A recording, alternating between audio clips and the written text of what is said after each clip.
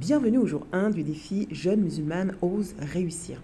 Aujourd'hui, je te parle du plan d'action pour intégrer la prière et la lecture du Coran dans ta vie quotidienne de manière harmonieuse, sans ressentir de culpabilité ni pression.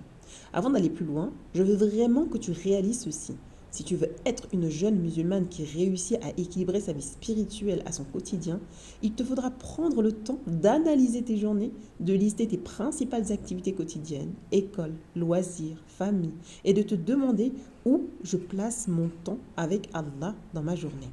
Et aujourd'hui, on va vraiment analyser tout ça et planifier tes priorités journalières afin que tu saches réellement quelles sont les activités qui vont te permettre d'être une jeune musulmane qui réussit. Quelles sont ces actions que tu dois mettre en place et t'y engager pour atteindre ta réussite ici-bas et dans l'au-delà? Durant ces 2 jours de défi, on va voir les outils pour renforcer ta relation avec Allah, mieux gérer ton stress et équilibrer ta pratique spirituelle avec tes ambitions scolaires. On va voir tous les points essentiels qui visent à te montrer que l'ambition scolaire et la pratique religieuse ne sont pas en conflit, mais qu'elles peuvent se soutenir mutuellement. La clé est de planifier et de rester organisé tout en s'appuyant sur la baraka qu'Allah met dans le temps. Et pour cela, je te demande de t'engager à regarder les vidéos courtes d'avant le défi et d'être présente chaque soir du défi et de faire les exercices demandés. Mon intention avec ce défi est profondément ancrée dans le désir de te transmettre un message d'espoir, de force et de résilience, de te permettre de découvrir des stratégies concrètes pour t'épanouir sur ton plan, pour t'épanouir tant sur le plan spirituel que scolaire. En surmontant les pressions externes et internes qui pèsent sur toi, je sais que c'est une grosse promesse, mais je peux la tenir, je te le promets. Je peux tenir ma promesse si tu m'aides, premièrement, en t'engageant à venir au rendez-vous de ce soir. Deuxièmement, en faisant les exercices afin de cheminer vers ta propre réussite. Et le premier exercice que nous allons faire aujourd'hui est de créer ta couronne spirituelle. Dans ton cahier, je t'invite à dessiner une couronne en cercle et tu vas mettre les activités que tu fais déjà et leur fréquence. Par exemple, si tu fais tes 5 prières quotidiennes, c'est de noter dans ton planning les 5 prières quotidiennes au moment où tu les fais. Si tu as l'habitude de faire ta lecture du Coran ou de mémoriser le Coran, tu vas noter tes cours et les moments que tu consacres à la lecture du Coran. Est-ce que c'est le matin? Est-ce que c'est le soir? Est-ce que c'est la journée? Etc. etc.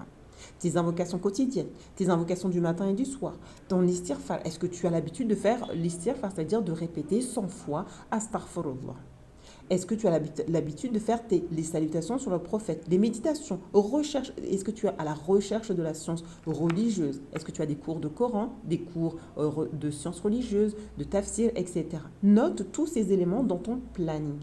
Et jeûnes-tu? Est-ce qu'il t'arrive de planifier tes journées avec des jours de jeûne? Par exemple, le lundi et le jeudi, comme faisait le prophète Mohammed sallallahu alayhi wa sallam, ou les jours blancs, les 3 jours blancs.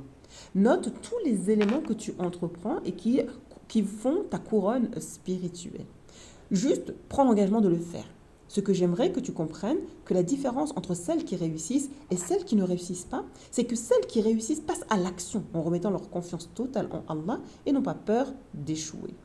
Une des choses que j'ai comprises durant ces 13 ans d'accompagnement auprès des jeunes musulmanes comme toi, ce n'est pas le manque d'informations ou de stratégie. Aujourd'hui, avec Internet, nous sommes submergés d'informations.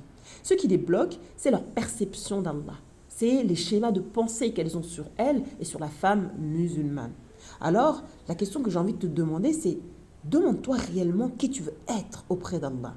Quels sont les objectifs qui vont te permettre d'avoir cet équilibre, cette réussite ici-bas et dans l'au-delà? Dans le Coran, Allah dit dans la sourate 11, verset 88, « Et ma réussite ne dépend que de Dieu. En lui, je place ma confiance et c'est vers lui que je reviens repentant. » Et ma question, auprès de qui prends-tu conseil? Tes amis te rapprochent-ils plus de ta réussite spirituelle ou ils t'en éloignent? Rappelle-toi que tu es ici pour te challenger. Et je m'engage à te proposer des actions qui vont t'amener à te connecter avec Allah de manière saine. Et le défi du jour, avant notre rencontre de ce soir, est de créer ta couronne spirituelle et de te mettre dans le groupe et de le mettre dans le groupe du challenge.